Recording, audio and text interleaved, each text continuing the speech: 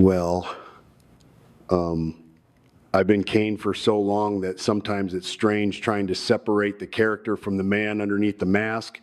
You know, I can remember walking through that curtain with the red lights, hearing that explosion, feeling the heat from the pyro, and then looking across the ring at somebody I had to trust with my body for the next 20 minutes. I did that for years. Thousands of miles, hundreds of locker rooms, WrestleManias, title matches, nights where everything worked and nights where it didn't. But when I look back now, I don't really think about championships first. I think about people. Certain guys just made my job easier. They understood Kane, they understood me, and there was something there when we worked together that you couldn't manufacture. Who were the ones I truly loved working with? Who really made this business special for me? Yeah, there are 5. Let me tell you about the first one. This one might surprise people a little bit, but Daniel Bryan is absolutely one of those guys for me. And the funny thing is, if you had looked at the two of us in 2012, you probably wouldn't have thought, yeah, those two should be together. I mean, I'm this 6-foot-something masked monster who had spent years setting things on fire and throwing people around, and Bryan was this smaller, incredibly intense wrestler who could argue with a wall if he thought the wall was wrong. That was part of what made it work. We were so different that we didn't have to force anything. When WWE put us into those anger management segments with Dr. Shelby in 2012, I remember thinking there was a real chance this could become too silly, especially for Kane. I had spent so many years protecting this character as something dangerous, something people were supposed to fear, and suddenly I'm sitting in therapy talking about my feelings. But Bryan, man, he understood comedy without turning the wrestling into a joke. That mattered to me. He could be completely ridiculous in one segment and then walk through the curtain 10 minutes later and wrestle like his life depended on it. We started playing off each other, arguing, yelling, doing the trust exercises, the anger collages, and eventually that whole hug it out thing became something the audience genuinely wanted to see. I could feel it changing every week. They weren't laughing at Kane. They were laughing because Kane was finally showing them something they had never seen before. Then came Night of Champions in Boston on the 16th of September 2012. Bryan and I wrestled Kofi Kingston and R-Truth for the WWE Tag Team Championship, and that match really captured what Team Hell No was. We were partners, but we were still fighting each other half the time. Near the end, Bryan actually shoved me off the top rope onto Kofi, and I ended up getting the pin. Somehow our dysfunction won us the titles. That was us. It shouldn't have worked, but it did. And once we had those belts, the whole thing became even better because neither one of us wanted to admit the other guy mattered. We were both screaming that we were the tag team champions, not a tag team champion, and the crowd understood the joke immediately. But underneath all of that comedy, Bryan was someone I trusted tremendously.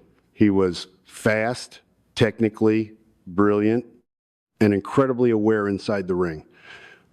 With a guy his size working against a guy my size, trust is everything.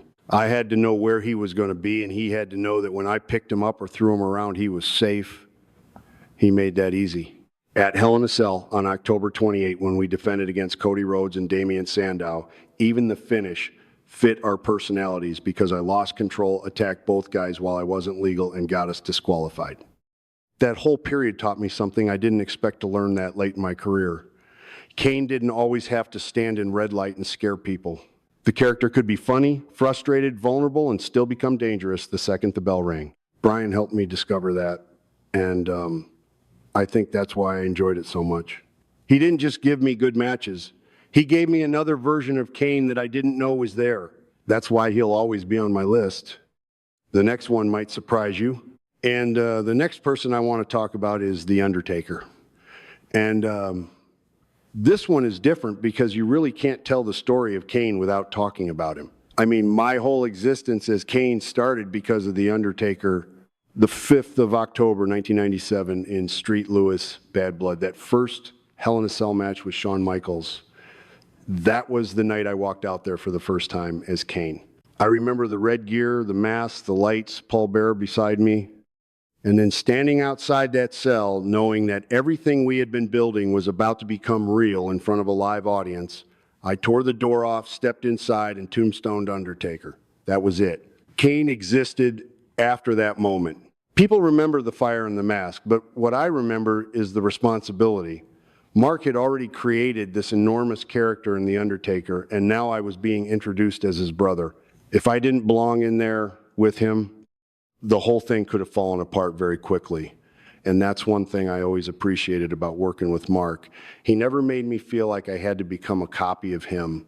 He understood that Kane had to stand on his own. We spent months building toward WrestleMania 14 in Boston on the 29th of March, 1998. And by then there was a tremendous amount of pressure on me. You know, I had been destroying people. Paul Bearer had been telling the story about the brothers. Undertaker had refused to fight me for a long time, and then we had the Royal Rumble casket incident where Kane turned on him and helped trap him inside that casket before it was set on fire.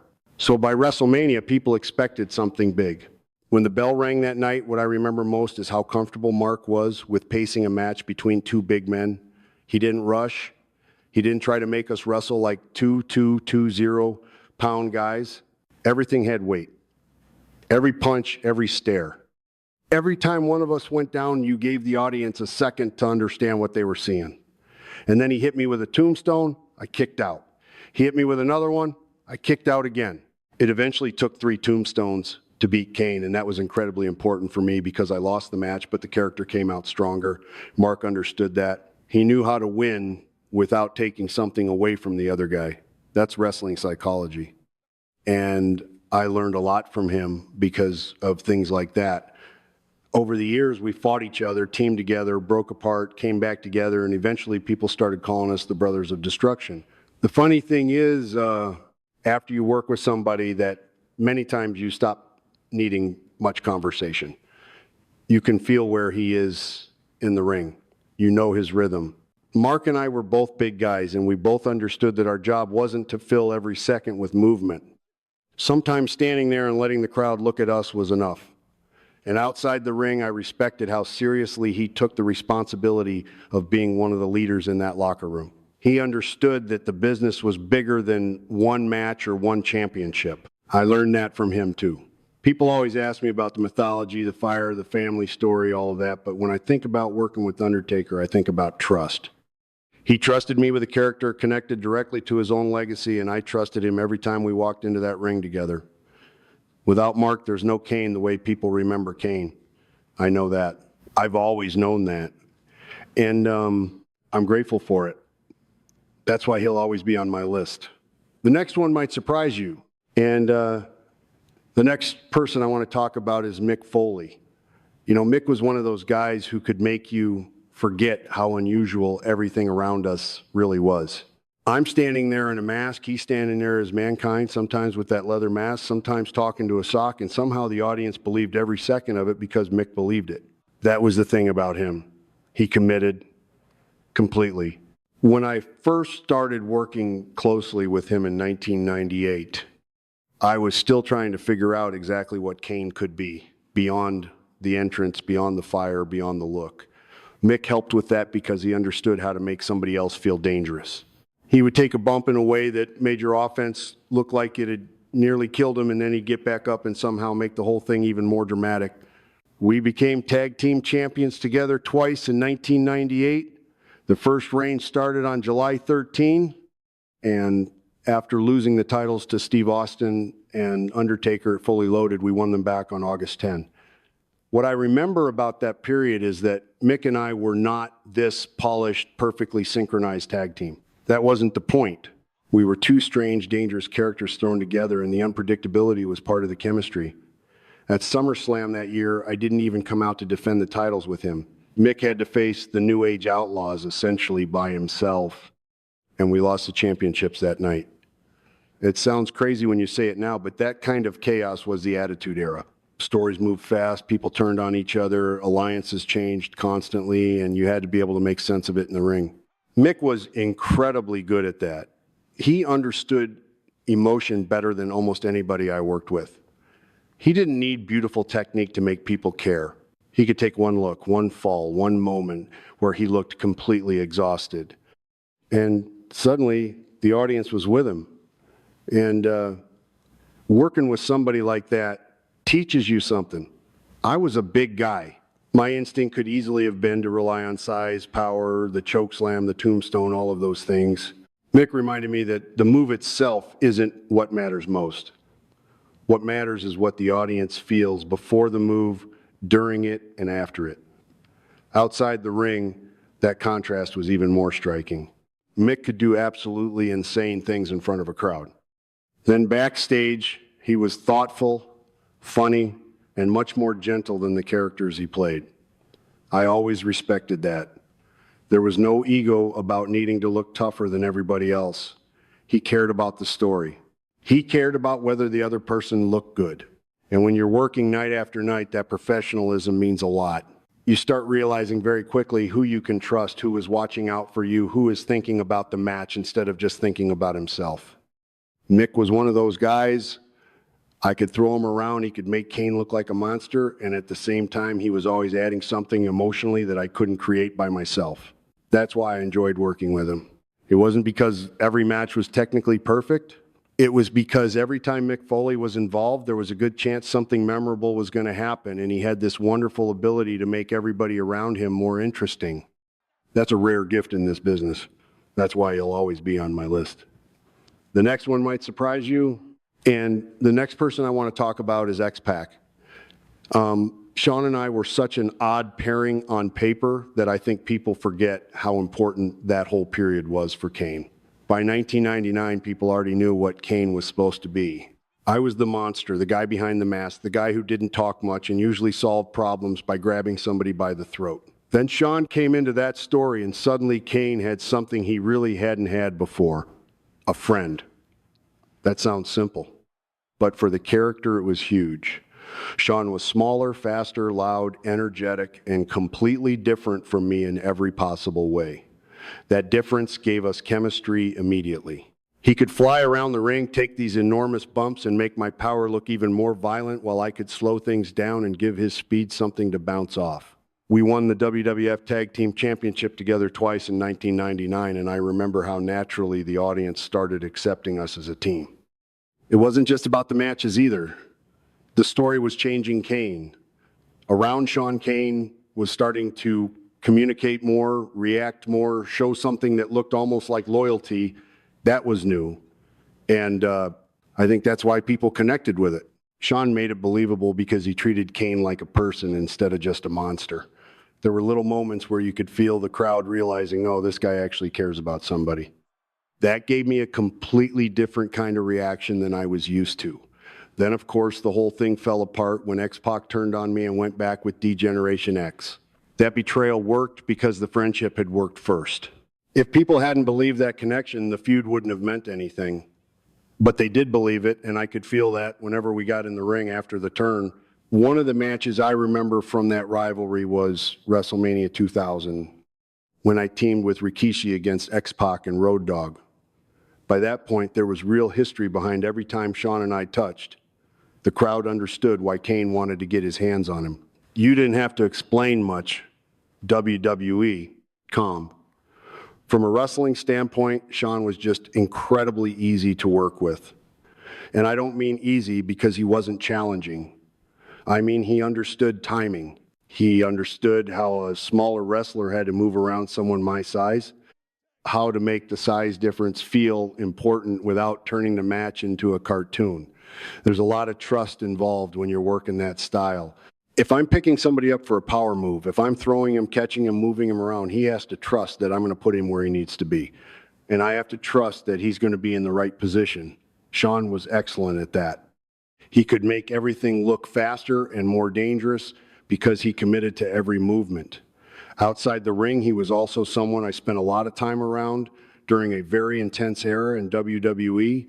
We were traveling constantly, doing television, live events, pay-per-views, then getting back on the road again. When you're around somebody that much, you learn very quickly whether you actually enjoy working with them. With Sean, I did. He was passionate about wrestling. He understood what made a match work, and he understood that the relationship between characters mattered just as much as the moves. Looking back, I think that pairing changed Kane more than people sometimes realize. Before X-Pac, Kane was feared. After that relationship, people started to care about him in a different way. They saw betrayal hurt him. They saw loyalty matter to him. And for a character who had spent most of his life hiding behind a mask, that was a pretty big step. Sean helped me find that side of Kane, and I'll always appreciate him for it. That's why he'll always be on my list. The next one might surprise you, and the last person I want to talk about is Big Show. Paul and I had something in common that most people in the locker room really couldn't understand, because when you're our size, wrestling is just different. People look at you and immediately expect you to be a monster. They expect everything you do to look powerful, and if you start moving around like a guy half your size, well, you can actually lose what makes you special. Paul understood that better than almost anybody I ever worked with. We crossed paths for years, sometimes standing on opposite sides of the ring, sometimes standing next to each other, and what I always appreciated was that we never had to pretend we were something we weren't. Two guys our size locking up already meant something. You could hear the audience react before we had done very much at all. That's psychology. Sometimes the hardest thing in wrestling is knowing when not to do something. Paul understood that. By late 2005, we were working together as a tag team, and on November 1 at Taboo Tuesday, we were actually opponents in that triple threat match with Shawn Michaels to determine who would challenge John Cena later that night. A few weeks later, Paul and I were standing together. On the 13th of November 2005, we defeated Lance Cade and Trevor Murdoch to win the World Tag Team Championship. That pretty much tells you what life in WWE could be like. One month you're trying to beat the guy, and the next month you're trusting him as your partner. We carried those championships into WrestleMania 22 Inches Chicago on the 2nd of April 2006, where we defended them against Carlito and Chris Masters. I remember that match because Paul and I didn't need to complicate what we were. Carlito and Masters had to figure out how to deal with two enormous men, and our job was to make that problem feel real. When I chokeslammed Carlito and we retained the championships, it felt exactly like the kind of match our team was supposed to have. But what I enjoyed about Paul was that our relationship never depended on us being partners. We could go right back to fighting each other, and the dynamic still worked. Later in 2006, when he was ECW champion, I faced him again, and suddenly the guy I had been standing beside was across from me. That happened throughout our careers. We'd team together, fight each other, disappear into completely different stories, and eventually find ourselves sharing a ring again. And after enough years, you develop a shorthand with somebody. Paul knew how I moved. I knew how he moved. When two big men work together, you have to be careful because the temptation is to prove you can do everything the smaller guys can do. Paul and I understood that wasn't the point. If Big Show hits you, it should look different. If Kane grabs somebody by the throat, it should feel different. We both understood the value of size. And outside the ring, there was another connection there. People don't always realize what comes with being presented as a giant year after year. You're expected to make other people look good while somehow protecting the idea that you're still dangerous. You're expected to be physically imposing every single night, whether your knees hurt, your back hurts, you've been traveling all day, or you've worked hundreds of matches that year. Paul knew that life. I knew that life. So when I think about him now, I don't think about one particular choke slam or one championship reign. I think about all those years of looking across a locker room and seeing another guy who understood exactly what the job demanded from someone built like us. There was comfort in that, and there was respect. We could beat the hell out of each other on television and then come back another year and make it work all over again. Not many people stayed around long enough for me to build that kind of history with them. Paul did. And when you spend that much of your career crossing paths with somebody, you appreciate what that means. That's why he'll always be on my list. Those were the men who made me who I am. And when I say that, I don't mean they created Kane. The mask, the fire, the story, all of that gave me the character, but the people I worked with gave that character a life. Daniel Bryan showed me that Kane could be funny without becoming weak. The Undertaker gave me a standard to live up to from the very first night I walked through that curtain. Mick Foley reminded me that emotion matters just as much as impact. X-Pac helped people see something human underneath the mask. And Big Show understood what it meant to spend years carrying the expectations that come with being one of the biggest men in the company. I shared championships with some of them, fought some of them at WrestleMania, traveled with them, trusted them with my body, and stood beside them in locker rooms where everybody was exhausted and still had another show to do the next night. That's the part of this business people don't always see. WWE changes, the presentation changes, the locker room changes, the style changes, and the business keeps moving forward. But when I think about my years there, I don't really hear the pyro first anymore. I hear the crowd. I remember standing at the curtain with somebody I trusted, knowing we were about to walk out there and try to give those people something they would remember. Championships eventually go to somebody else. Storylines end. Even characters that once seemed larger than life eventually step away, but the relationships stay with you. I was fortunate. I had a very long career, and I got to share it with some remarkable people. When I think about Kane now, I know the monster was only one part of the story. These 5 men helped me discover everything else.